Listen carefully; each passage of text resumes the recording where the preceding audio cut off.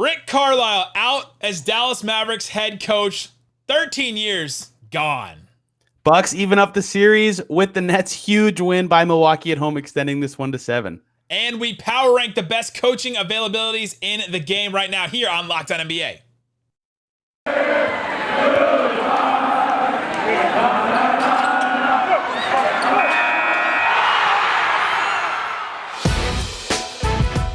It's the Locked On Podcast Network, your team every day.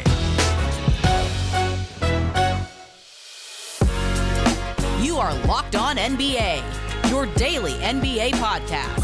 Part of the Locked On Podcast Network, your team every day.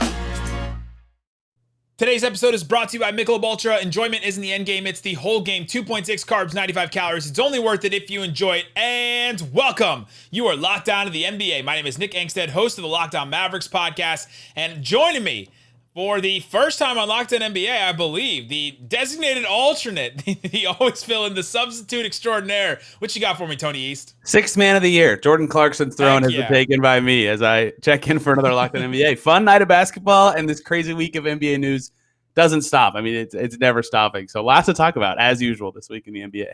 Yeah, I don't know what were you on with Jackson the other day when it was just like all the news at once? So the Thursday. Yeah, that was Matt and Jackson. I didn't know. I was thinking about that as a podcaster before their show started. I was like, how do they even structure a show when there's like 10 teams in the news in one day? It's been a crazy week. Today we got it pretty easy. We're going to go over the Brooklyn Nets and Milwaukee Bucks game. The Bucks hold on and force a Game 7, baby, as Zaza Pachulia said in the open on the podcast.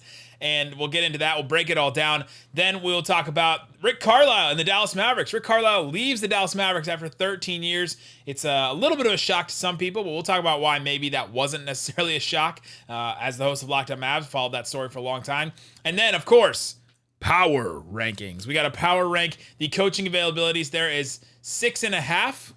7.5. 7.5 right now. So we'll power rank those and get into those in the third segment. All right. The Milwaukee Bucks hang on 104-89 to beat the Brooklyn Nets. It's hard for me to. I'm going to start here. It's hard for me to watch this series and just not think if the Nets had a healthy James Harden and or a healthy Kyrie Irving, that they would just be blowing out this Bucks team right now, right? Like, it's just sometimes it does come down to luck and injury luck for some of these teams that get a run to the Eastern Conference Finals or even the finals, but it's just so hard for me to not just watch this with the idea that, man, if Kyrie Irving was out there, if Harden could actually like drive to the rim, this would just be such a different series. I think fully healthy Harden, KD, it'd be onions right now for sure. But I mean, Kyrie was healthy for Game 3, and the Bucks won that one. That was the ugliest game in NBA playoff history. That's not true, but in this NBA, but Game playoff, 1 and 2 though. Yeah, Game 1 was competitive for a lot of the game, but Game 2 is awful. So I agree with you that it would be over by now, I think, at this point. And it's certainly disheartening, especially with Harden. Like, every three he takes is short, right? And he's not taking these catch-and-shoot three. He hit half his threes this game, but, like, all his shots are short. He isn't driving as much. He's just not a force at all. Like, 16 and 7 is, like, looks like a good stat line, but in 40 minutes from James Harden, he's just bogging down so much. So I agree with you that I think it'd be over if they were both healthy at this point, but it's so weird seeing Harden struggle like this, and without Kyrie, the Nets are just not the same team at all, obviously. So that's why we have a Game 7. But credit the Bucks. I mean, they took full advantage, and they're a Kevin Durant all-time performance away from winning the series in 6 games. That's what I kept thinking about in the second half of this game was like, interesting. Man, KD just saved this Nets team because the Bucks looked way better than them for most of this game. Yeah, very true, very true. And it does come down to injuries, and you got to play the team in front of you. So that's what the Bucks are doing. They finally were able to figure out their crunch time offense, their clutch offense. Don't let it get within 5 points, right? Like, that's what they decided to do. Well, it got to 5. That's in my notes. Joe Harris hit a 3 and it got to 5, and I thought, oh boy, here we go. This is going to get, I think it was 82-77. And then Middleton got fouled on that 3, and Harden was freaking out even though Harden didn't foul him. And they challenged it. They lost. Middleton hit all 3, and they never looked back. I mean, it was a 5-point game with like 7 minutes to go, and they ended up losing by 15. The Bucks just smoked them from that point on. So, it was definitely not as close as that 5-point game would suggest, but it was also not as lopsided as the final score would suggest either. Weird fourth quarter, weird game, but the Bucks really looked good the whole time. Yeah, well, and also we have like the Reggie Perry, Elise Johnson, like Mike James minutes, and like Nick Claxton. Nick Claxton only played 3 minutes in garbage time there, but Chris Chio's like getting thrown out there in garbage time. But what do we think about this James Harden thing? Because he's out there playing and he's doing some stuff. He's just trying his best just not to get injured anymore. But what is he going to bring for a game 7? I mean, it doesn't seem like Kyrie Irving's going to come back. Maybe he will, but can Kevin Durant carry this team, and can the Bucks get out of their own way enough to actually win this game 7? I think Kevin Durant can. We saw game 5, right, that he has the ability to carry this team to this level. But with Harden, this sounds kind of dumb because it's James Harden and he's amazing, but I almost think that the solution to make him a little more impactful is just play him like 23 minutes instead of 40, because he clearly can't run like at all, right? On defense, he can barely move. He's not driving as much. He's settling for so many threes. And yet he's still playing 40 minutes. It's like, if he can't move this much, why do you have this guy who's barely a positive player playing so many minutes? He's not even willing to take a lot of his spot up shots. So I think he'll definitely keep playing. You know, he wasn't even listed on the injury report for this game, but even as I get that his field goal percentage says he was a lot better this game than game 5, but like, he's not offering a ton when he's out there, especially defensively. So I think lowering his minutes might help with the impact, but if not, they're going to need another Kevin Durant. Oh my God, how is he doing that game to win game 7? It almost seems to me like Harden is out there just because we need another guy that can make smart decisions with the basketball. We don't need another Bruce Brown taking clutch shots off the roll at the end of games, right? We need some other guy to make some decisions, to take some of the just playmaking role off of Kevin Durant, because he can't do everything all the time, even though we desperately want him to. Because if he doesn't do that, then your other options are Joe Harris, Blake Griffin's okay, Jeff Green, I guess Bruce Brown. The rotation outside of the garbage time minutes was really, really short for Steve Nash. Landry Shamet played a little bit. Like that's kind of your options right there. They don't have a ton of other options for playmakers. So it seems like Durant is there just Harden is there just to make plays. But let's focus on Milwaukee now. Yeah, they deserve the attention today. Milwaukee gets the win, and Giannis, 30 points, 17 boards, 3 assists.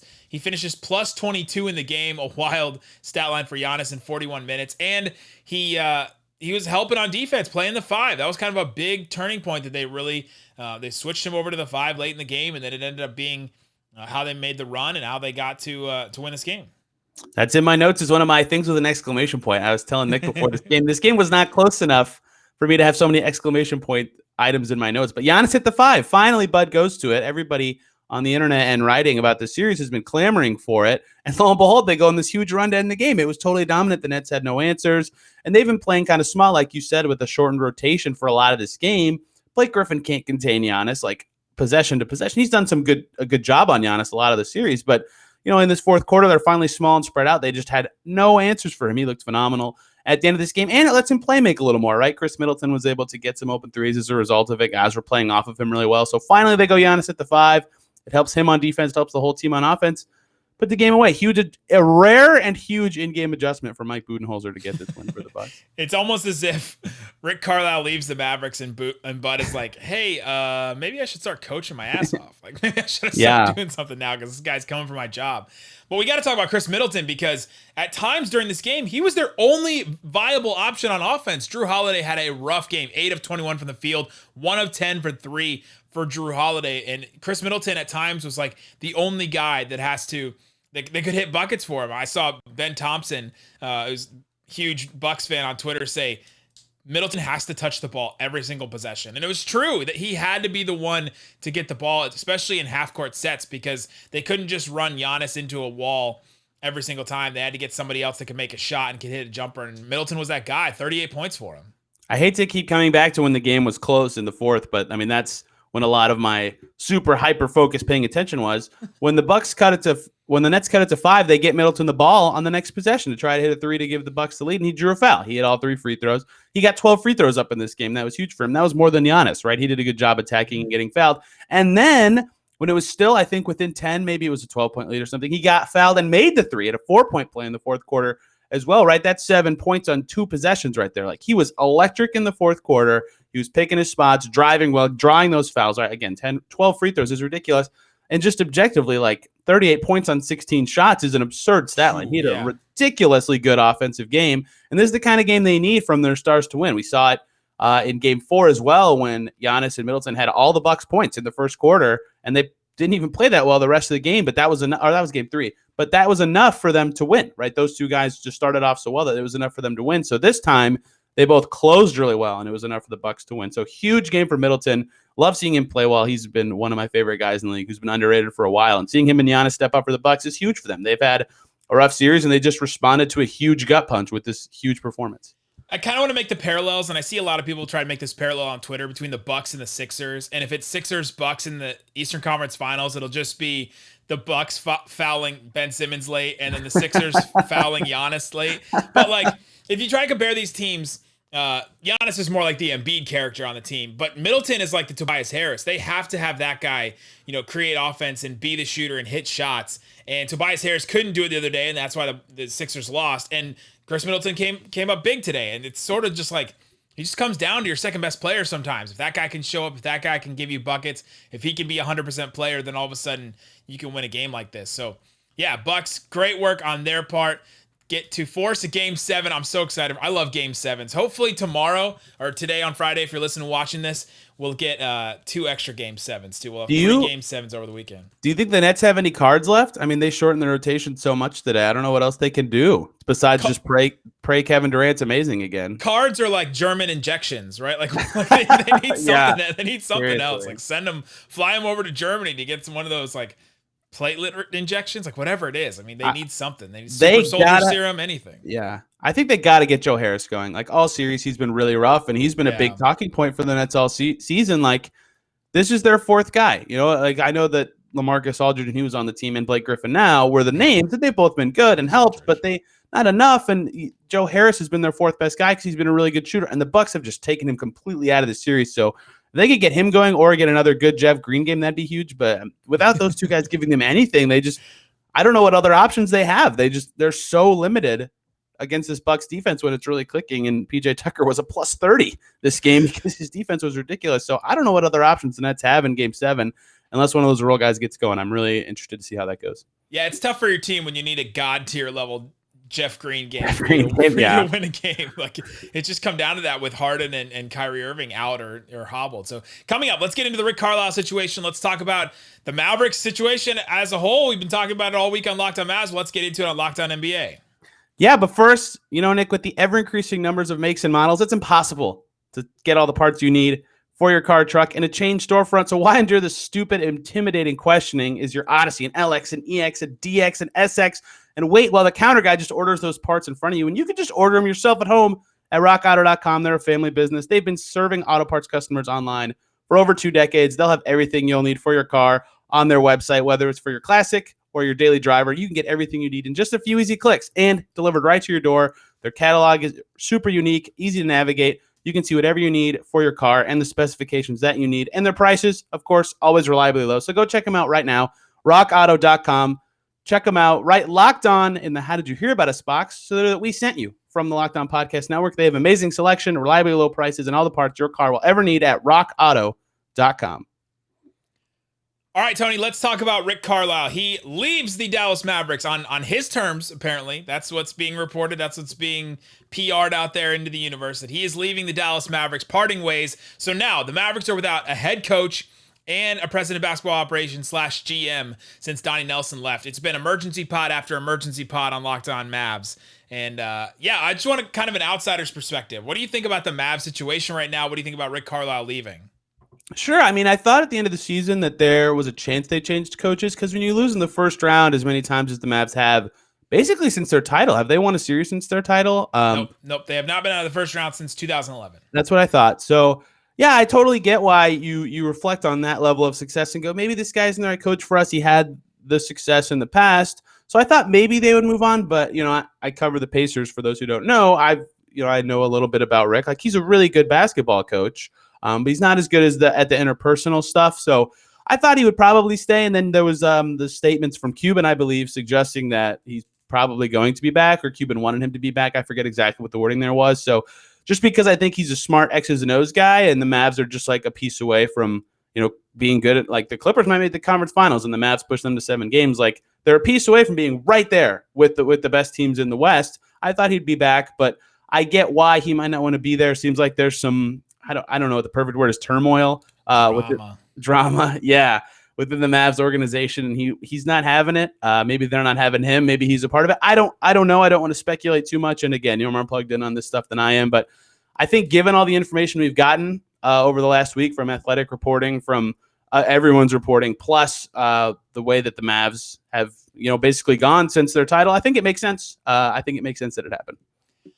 Unlike you, I will speculate wildly. I think there's a couple different reasons why Rick Carlisle would have left this job and did leave this job now. Is because the story came out the other day on the Athletic that Reliably Vulgaris has been, he's a analytics guy, he's a sports gambler, better, and Mark Cuban brought him in to be like another voice in the front office, which it's fine, whatever you want to think about it, but rubbed everybody the wrong way. It seemed like he was dictating, according to the story, he was dictating lineup changes, rotations, all that kind of stuff, starting lineups, like draft picks, everything. It seemed like he was dictating, and it was coming straight from him. He would maybe tell it to the coach, maybe tell it to Donnie Nelson, and then when they said no, he would go to Mark Cuban, and then Mark Cuban would be like, hey, we should do this.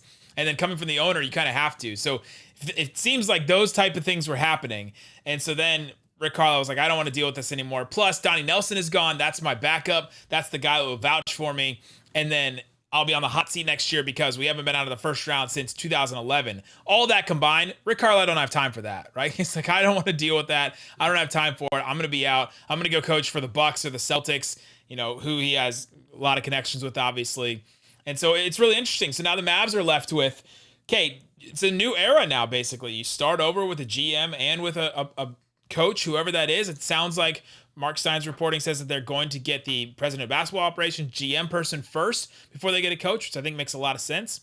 But it seems like the next coach is Jamal Mosley. He's been on the bench for a while with Rick Carlisle. The players really like him. And the most important part of all of this that everyone in Mavs land and all the MFFLs are dealing with is that Luka loves Jamal Mosley. And it seems like what Luka likes, people think Luka is going to get. But that's where it is right now. It's really interesting to see where the Mavericks are going to go. This is a pivotal offseason already for the Mavericks because they have max cap space. They have Luka. They have this Porzingis contract player situation. Now he's healthy, which is great. Like there's one plus in that whole situation. But they have this. And then they have a roster of role players that are basically, like 4 through 12 men in a rotation. Like there's like a lot of them are solid and you'd be great, but you still need those guys in that 2 and 3 spot.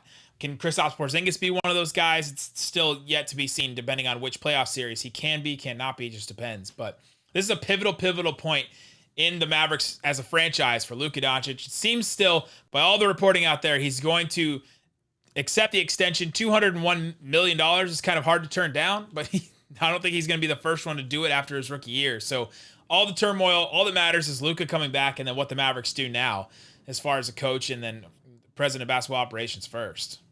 I'm kind of torn on how I feel about what they're going to do going forward because I like a clean slate. Like if it's going to happen this way where there's kind of some turmoil, just having everybody kind of out at the same time isn't the worst thing ever. Like if your front office is dysfunctional, now you can reset everything, get everybody on the same page, lock it up, get it going. I like that.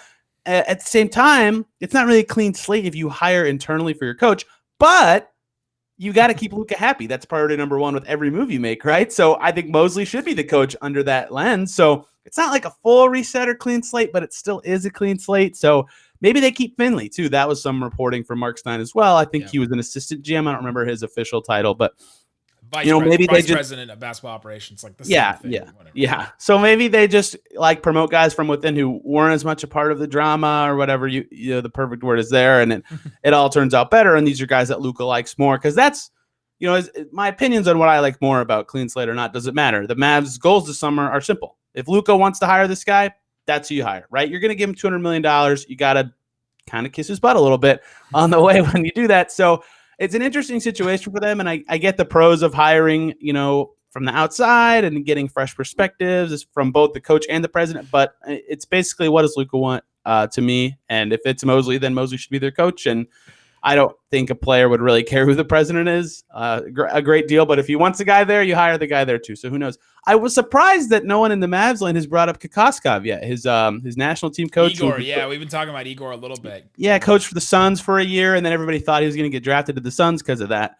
So I feel like he could be in play for the Mavs. That's just totally speculation. But, if he's not, he's not. It is what it is. I'm just spitballing on their future now. You have to kiss Luka's butt, I guess. But this clip of Luka on the Slovenian national team, he's playing there. He's there right now playing. This coach just freaking yelling at him and screaming at him. If you're watching on Locked On NBA on YouTube, he's just straight up just screaming in Luka's face, pointing at him just over and over again. So he can take a little bit of coaching there. You don't have to be just a butt kiss. But no shadow GMs on the Slovenia team. Yeah, I guess not. I just thought it was so funny in all this talk this week of like, we got to make sure Luka's happy, make sure he's okay, and his Slovenian national team just screaming like profanity at him. Like in an exhibition game. So what do you think about the clean slate? Like, I'm sure given the Mavs not winning anything for 10 years, like you're all about a reset, right? Yeah, I knew one of these was going to be gone. Like one of the four entities was going to be gone. Haralaba, who we're not sure if he's still on or still off. We haven't really confirmed that with the Mavericks yet. Either him, Donnie Nelson, Rick Carlisle, Kristaps Porzingis. Basically, the three main players there. One of those three was going to be gone. Now, it seems like two of them, possibly three with Porzingis still, on the team, but could be traded. It depends on what the next president of basketball operations says. But it didn't seem like they were going to go into next season with all of those players still in play. That makes sense. It makes sense for one of them to go, but now Rick Carlisle makes it too. So we'll see what happens. And it's just a pivotal moment, man. Like I just keep going back to that because Rick Carlisle or Mark Cuban was right when he said that the grass is not always greener when you try to make a coaching change, and now they have to make one. So I think one of the most overstated tropes in sports is this is the biggest offseason in the history of whatever team. Like I think that some team says that every summer, and it's almost never true. But for the Mavs, I think it might be true. That might actually be true this summer. I don't know. In the past, the biggest offseason has been we're chasing Darren Williams and Dwight Howard, right? Like those. Didn't they trade Steve Nash? Like that's got to be. No, I know, but biggest offseason ever. But when you go into the offseason, you're like, this is the biggest one because we're gonna try to go get this. We're gonna try to go get Mike Conley and Hassan Whiteside together, right? Like that's what they were trying to do. This actually could be the biggest offseason in Mavs history. Sans maybe some star trades in the past. They won a title. Like obviously there were some big moves they made in the past, but yeah, this actually could be the biggest offseason in Mavs history. So big firing. You know what's going to be necessary during the biggest Mavs offseason ever is a daily Dallas Mavericks podcast, which I host over at Locked On Mavs. So coming up, we're going to talk about another big offseason for a team and a coaching vacancy for the Indiana Pacers, which you are the host of the Locked On Pacers show. So let's get into that. We'll rank the coaching vacancies. We'll talk about that coming up. But before we do, let's get into Built Bar. Built Bar is a protein bar that tastes like a candy bar. Tony, what's your favorite flavor? Peanut butter brownie, definitely. It's Adam's favorite flavor, my co-host as well. So Locked On Pacers, big peanut butter brownie fans. Interesting. I'm mint brownie all the way. Like, give me a mint brownie. I also love the fruit ones, the cherry barcia and the raspberry. I love those as well. The coconut brownie chunk, though, is the best. It is. I can't wait for it to come back. Yeah. You have to keep checking. Go back to BuiltBar.com. Always keep checking it back. They add new flavors. I really love the puff bars, like the churro puff one. I like that one too when they sent that to us. So keep checking back to see if those are going to come back. BuiltBar.com. Use the promo code LOCKED15. You get 15% off your first order. Again, LOCKED15 for 15% off your first order and your next order. And it can be used more than once. BuiltBar.com. All right, Adam, let's get into our power rankings. Coaching vacancies right now. We've talked about the Mavericks. That's one. Celtics. That's another one. Wizards, Pacers, Blazers, Magic, Pelicans. That's 7 coaching vacancies. And then we're gonna do the half. We're gonna do put the Bucks in parentheses because if they don't win this game 7, it seems like Bud is on his way out. But we'll just do the 7 for now. Let's start with what's the worst one. Let's go backwards. What do you think? Okay. Yeah. What's the worst coaching vacancy right now? You just called me Adam coming out of the break, so I gotta recalibrate who I am. My worst job, I was torn between 2, but I ultimately settled on the Washington Wizards job as being the worst available head coaching opening. I think it could be a cool one. DC's cool. It's living. They have some nice young stuff. Denny Avdia, Rui Hachimura, Thomas Bryant's kind of young too. And then, of course, they have Russell Westbrook and Bradley Beal. Like, that's really awesome. There's also a chance that Russ isn't awesome ever again. I mean, he really came on at the end of the year and saved their season, but he started poorly 2 seasons in a row now and has really struggled for half the seasons. And Beal could demand a trade any second. I know that's been speculative for forever. He could also extend any second, and then this job looks a lot better. But that there's just so much unknown about how this job could go. and our pals Hollinger and Duncan have called it a Silas. He got hired in Houston, and then immediately they just traded every vet they have, right? So now they're coaching an awful team. Like, they called this job and my second worst job that I'll talk about in a second, a high Silas potential job. So I agree with that, and I have the Wizards last. Yeah, that one's really interesting, the Wizards job, because you do have the stars, but it's like, it just seems like they're faking you out, right? Well, like we have stars, and yet we're this team that, I'm not sure if you have the ceiling or the potential to be anything, really. They had the stars last year, and they had to go on this crazy April-May run to get into the play-in tournament just to get the 8 seed. Like, is it really that awesome of a roster? And I get that that's not on the coach, but it feels kind of lame duck. Like, you're gonna have pretty high expectations also, and you get to coach Russell Westbrook. You do, you do get to coach 2 stars, which is really cool. But Russ. No, is that cool? Is coaching Russell Westbrook? Is that cool? For Scott Brooks, it is. Yeah, that's a tough one. Who's your last one? Man, this might be a hot take. I'm gonna go Blazers. Okay, they're my second worst. I think Blazers is the worst job because the pieces. Are they going to change that much? Are they going to really go out there and make a whole bunch of moves? Because I think we've seen the ceiling for this team. They made that Western Conference Finals once because the road was mapped out for them. But I think this Blazers team is kind of capped out, but they have expectations for going higher than what they actually can do. And so that just makes it an impossible job. Veteran players already there. You have to come in and win right away. Like, the Magic would probably be pretty high for me because you go in, there's no expectations. You have these young guys, and you're like, one of these young coaches that just gets to go in, James Borrego or whoever, just gets to go in with no expectations. But with Blazers, you have expectations, and I don't know if you have the talent or the roster to pull it off.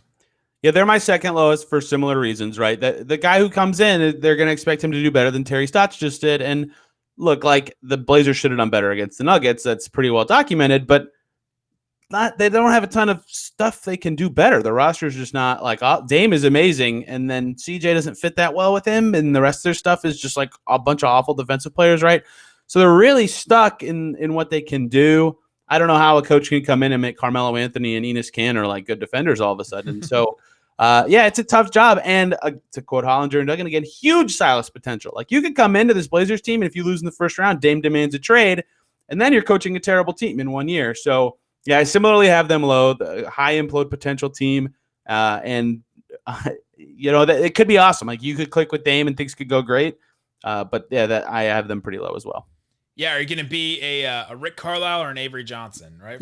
For the Mavericks, like, Rick Carlisle comes in and takes him to the title. Avery Johnson comes in, and I guess he did some good things there and should have won a title. Should we go back to that? I don't know if we need to do a revisionist history on that. So Blazers and Wizards seem to be our bottom right there. I think I'm going to put Pelicans for similar reasons.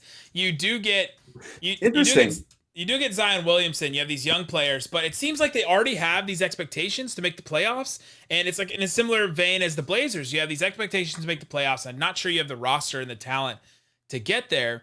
And then you also have to deal with this Zion family stuff where it's like Zion should leave. They don't have the right, pieces around him and all this kind of stuff. That just seems like a headache you don't want to have to deal with. And there's a lurking giant there. There's just this lurking presence of LeVar Ball. When is he going to come back? Because he's been dormant for far too long, and I'm ready for a LeVar Ball resurgence of just something if they re-sign him and they just keep him for a long time, because then he's going to feel established and all that. But yeah, that's a minor thing. But I have the Pelicans job fourth. I don't know if I should have said that. I think we're just going bottom to top, and I just ruined the way we're ordering this. But that's fine. I think coaching Zion has a ton of allure, and Ingram was an all-star last year under Gentry. Clearly, I don't think Stan was right higher for them in the first place, so that was kind of strange to me. But that doesn't matter at this point. They have got young, cool stuff. They've got some good players under contract for a while. Stuff.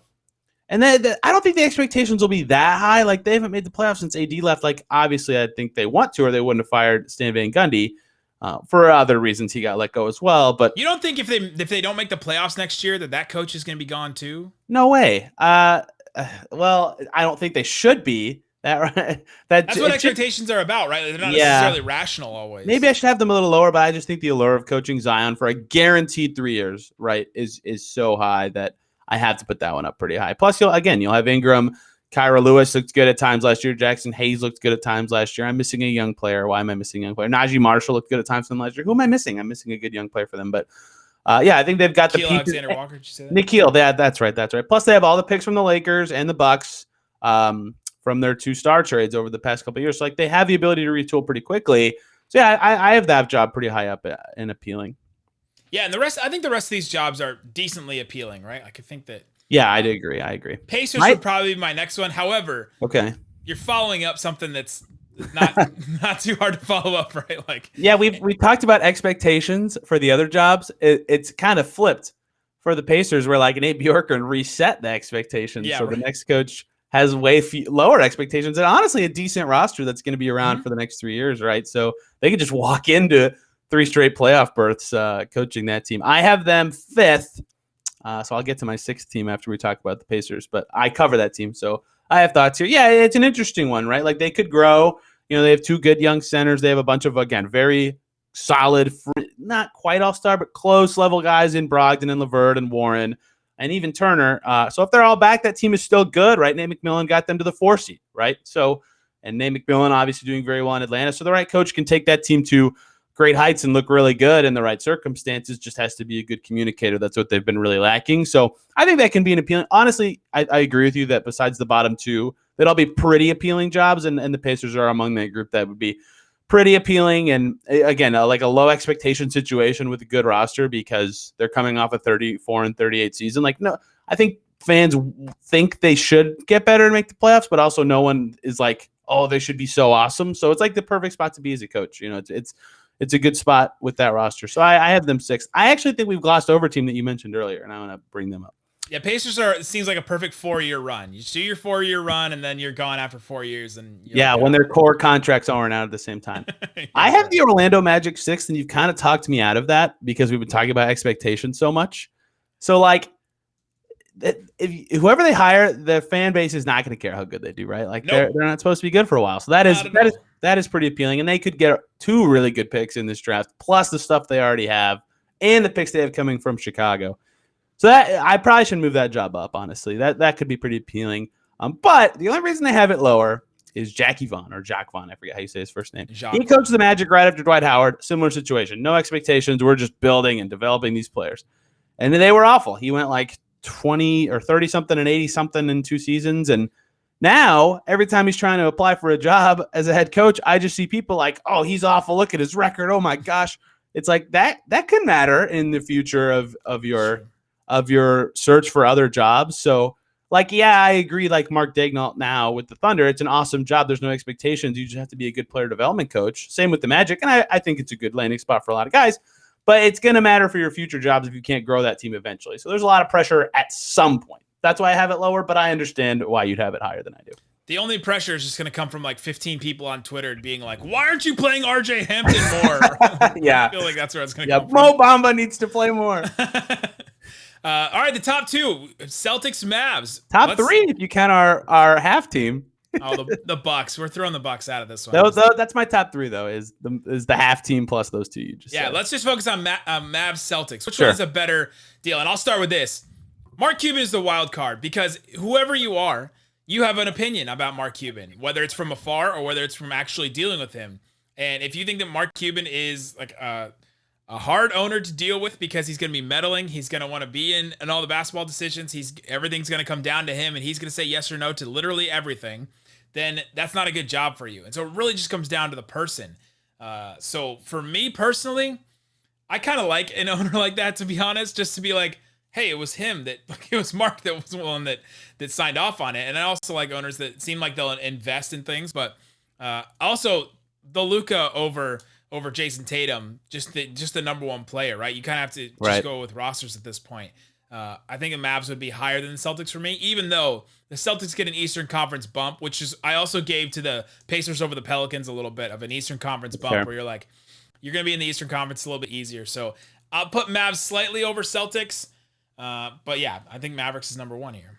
So I struggled tie-breaking these 2 teams. I have them flipped from you, but I understand why, like, vacuum situation, you'd pick the Mavs to be number 1 here. Like, Luka is the best player. And like we said earlier, like, they slightly tweak their roster, get a number 2. They're like a contender for a title immediately, right away. Right.